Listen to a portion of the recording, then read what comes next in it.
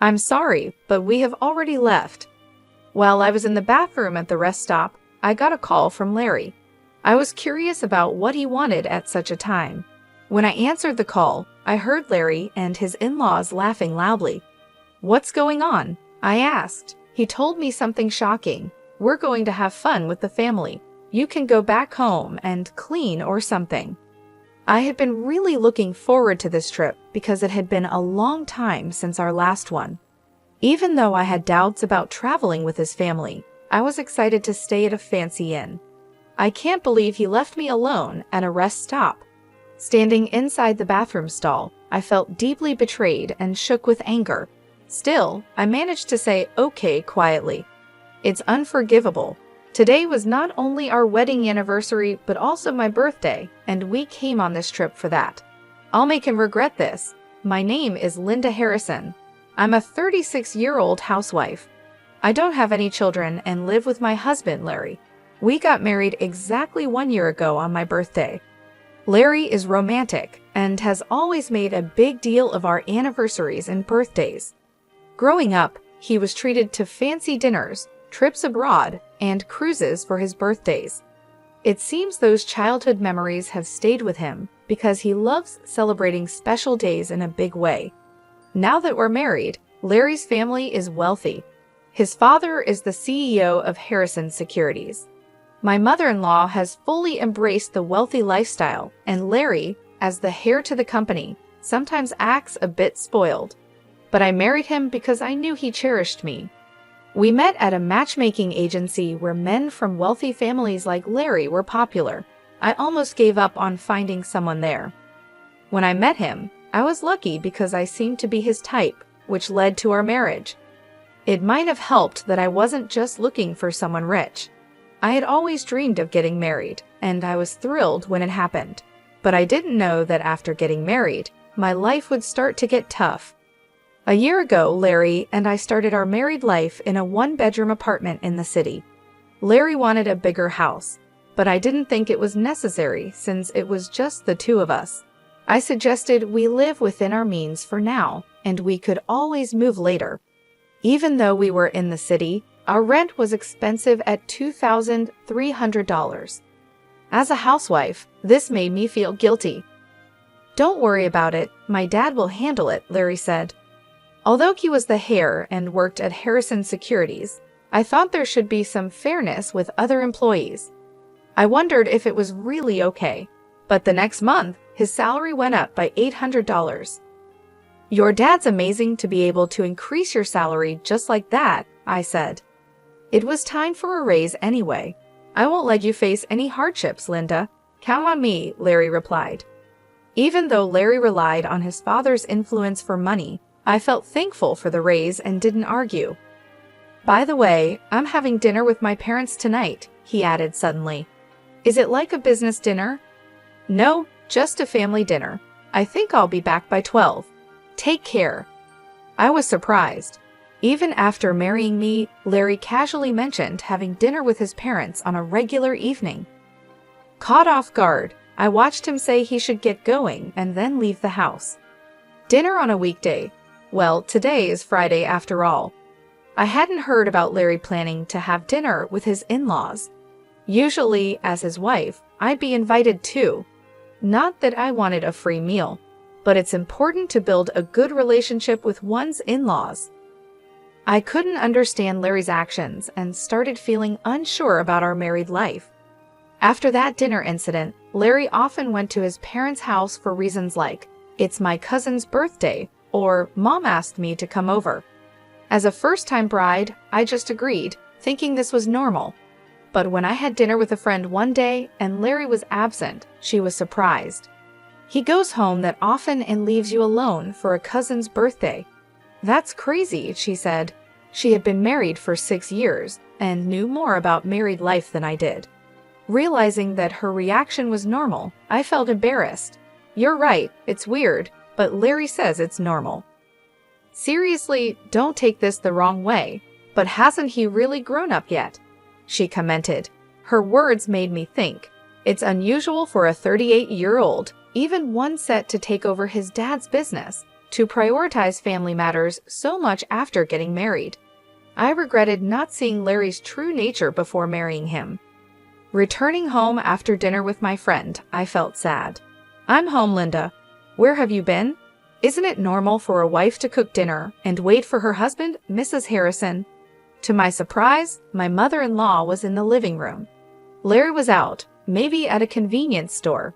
"Why are you here? Weren't you and Larry supposed to dine out tonight?" I asked. "That got canceled because of some issue at the restaurant. I thought Larry had messaged you just a bit ago." "Didn't you check?" she pointed out. I checked my phone and indeed, 22 minutes ago, Larry had messaged that he'd be home early, but I had just gotten off the train. There was no way I could have gotten home and started dinner so quickly. "Yes, he did message, but I only saw it just now." What the heck? This is the problem with kids from single-parent households. "You can tell they weren't raised right," my mother-in-law said harshly. Her words hurt me deeply. Indeed, I was raised by a single mother after my mom gave birth to me and my father passed away due to an illness. Despite that, my mother raised me with a lot of love. I wished she wouldn't say things that put down my mother's hard work. It has nothing to do with being raised by a single parent. I just hadn't seen the message yet. I replied, clearly annoyed, but she ignored my comment and changed the subject. "Well, anyway, I've always thought this, but your house is quite small." "I think it's average. It's just right for the two of us." "You can't be serious."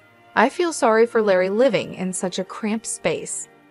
My interactions with my mother-in-law continued to stress me out.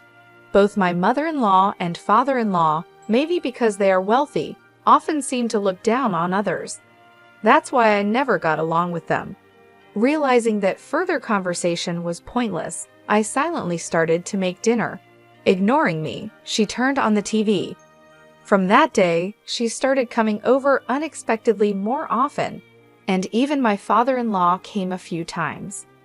Mostly, they complained about how dirty the kitchen was or how small the house felt. Eventually, they would sarcastically suggest, "You know we have a bigger house. Why not move in?" I definitely didn't want that and declined every time. They always visited when Larry wasn't home, so he didn't hear their rude remarks. I once talked to him about it, but he replied, "Why not? Why is living together a bad idea?" I was upset by his response. From then on, I realized there was no point in discussing it with Larry, and I just put up with it on my own. Soon we would be celebrating our first wedding anniversary, which was also my birthday. "For your birthday this weekend, I'm thinking of celebrating bigger than last year. After all, it's also our anniversary," Larry said, coming home tipsy from work. Seeing his flushed face, I wasn't sure he meant it. Knowing he liked big celebrations, I felt a bit excited. "Last year, you treated me to a delicious dinner, which was more than enough. That's nothing compared to what I've planned. Let's go on a family trip." A family trip? The term sounded odd just for the two of us. Noticing my confusion, Larry continued, "My parents, cousins, Uncle Scenes, and all will join. We're heading to a luxury resort in Oceanside." "All those people? And why Oceanside? Do you have a problem with a family trip, or is it Oceanside you're not keen on?" "No, it's not that, honestly." I couldn't understand why my birthday and our anniversary had to involve Larry's family, who weren't part of these occasions. I knew Larry was a bit out of touch, but I didn't expect such a strange idea. Although the choice of Oceanside confused me a little, it wasn't a big deal. "Sounds fun, right, Linda? Sometimes you've got to let loose and have fun," Larry said, a bit drunk, as he grabbed my shoulders. I found myself agreeing with him. Over the next week, I couldn't stop thinking about the trip. At first, I was unsure about going with his whole family, but as Larry said, it was a rare vacation, and I decided to make the most of it. As I prepared for the trip, I started to feel excited, and I found myself genuinely smiling. I knew my in-laws would probably make their usual rude remarks, but I decided to ignore them completely. Finally, the awaited Saturday came, and Larry and I went to his parents' house, our meeting point for the trip. Well, Linda, you're late, aren't you? Do you even realize you're the star today? My mother-in-law said sharply in front of everyone. But knowing I was supposed to be the focus helped soften her words a little. I'm sorry, there was traffic, I replied. Excuses won't do. We should leave soon. Otherwise, we'll be late to our luxury resort. All right, let's get going, I said. Despite their complaints about us being late, it was bearable. After all, they had been making such comments all year. Larry's cousin, who looked much younger than him and had a mean look in his eyes, made me wonder if everyone in the family was mean-spirited. My worry seemed justified when he made a demeaning remark. This is Larry's wife? Not what I expected. I looked away from him, figuring that reacting would only encourage them to criticize me more. I decided to act maturely. I'm so excited. I've been to luxury resorts many times, but tonight's place costs $2,000 per person, I heard someone say. Hearing the price of $22,000 shocked me, and a sudden thought crossed my mind. I got into my in-laws' car, and as soon as my father-in-law started the car, we began moving. The drive to our destination in Oceanside would take about 3 hours. About an hour into our journey, we decided to take a short break at the next rest stop. I'll be right back, heading to the restroom, I said. All right, off you go, my mother-in-law waved dismissively, almost like shooing away a stray dog. I walked to the rest stop bathroom, feeling as if everyone's eyes were on me, or maybe it was just my imagination. Inside the bathroom stall, I took a deep breath, relieved that the trip had been uneventful so far. I hoped the rest of our journey would be just as smooth. Just as I was settling into that thought, my phone vibrated in my pocket. It was Larry calling.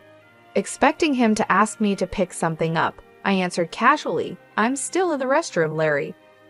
With what sounded like amusement, he replied, accompanied by the laughter of my mother-in-law. "Sorry, but we've already left." There was a moment of stunned silence on my end while laughter echoed from their side. "What do you mean?" I asked.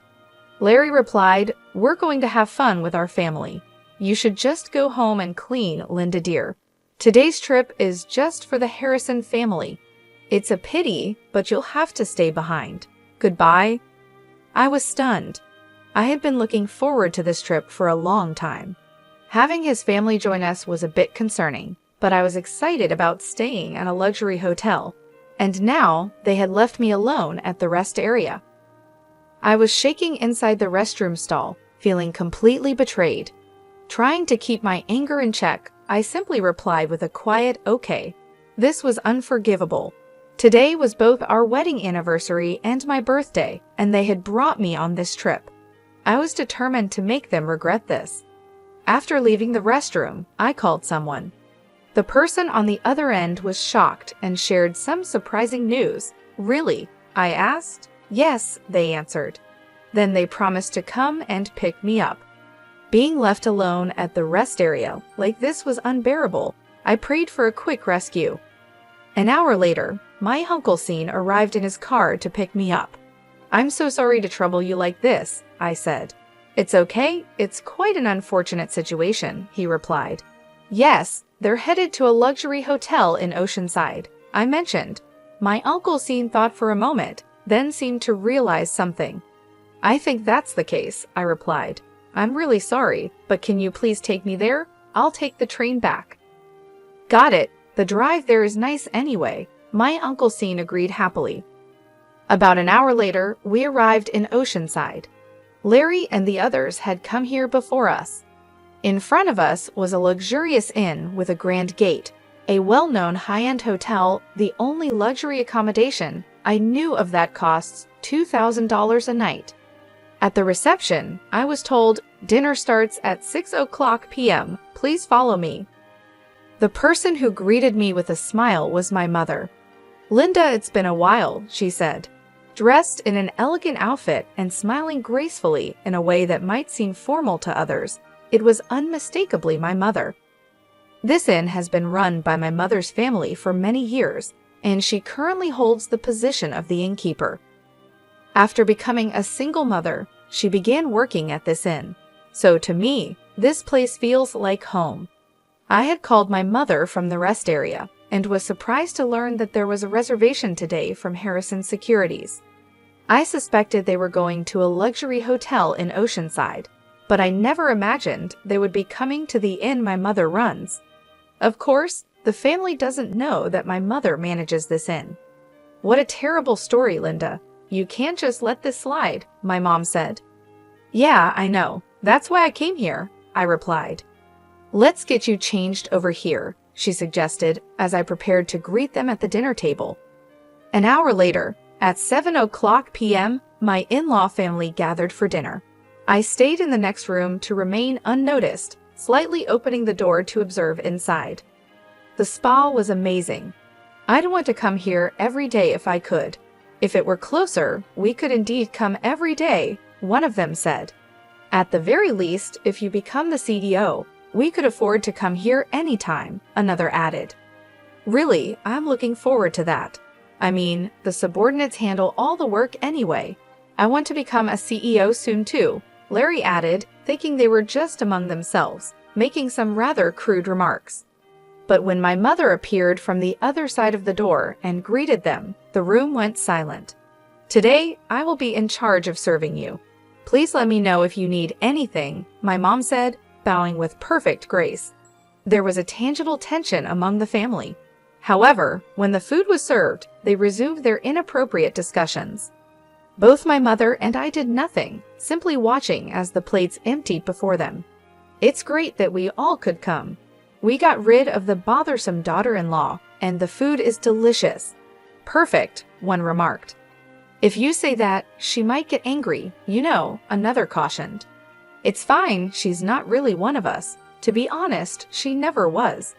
After all, it would be a shame to have a child from a single-parent family in our household, my mother-in-law said harshly. Hearing her mother-in-law's harsh words, my frustration boiled to an almost uncontrollable point. At that very moment, my mother entered the room with a dessert plate loaded with cake and fruit. Today, I've heard it's Miss Linda's birthday and also her wedding anniversary with her husband. When my mother asked where to place the cake for Miss Linda, the family looked at each other, confused. Nobody told you that, they mumbled. Excuse me, I'm the innkeeper, and I've clearly heard about it. Did Larry call? I didn't tell anyone, Larry muttered. There was an awkward silence, and the in-laws exchanged nervous glances. Finally, the mother-in-law raised her hand. I am Linda, she said, embarrassed. I was too embarrassed to mention it at my age, but thank you all for the surprise. Given that the only woman in the room was the mother-in-law, her reaction seemed appropriate. However, my mother just gave a faint smile, seeing her act. Hey, what's so funny? Is it strange to be surprised at my age? The mother-in-law asked. No, not at all. I wasn't thinking that, my mother replied. Then just bring the cake already, the mother-in-law demanded. Yes, but before that, there's something I'd like to share, my mother said calmly. I took a deep breath. Linda Harrison is my daughter. Everyone in the room looked shocked and raised their voices in surprise. Seeing an opportunity, I quickly opened the door from the adjacent room and stood next to my mother. Welcome, this innkeeper is my mother. It's a pleasure to meet you, I said. Larry exclaimed, Linda, why are you here? And what do you mean she's your mother? It means exactly that. This inn belongs to my family, and I also intend to take over this place someday, I explained. In truth, Larry had never met my mother before. Part of it was because my mother was busy with the inn, and Larry and his parents also insisted on not meeting her face to face.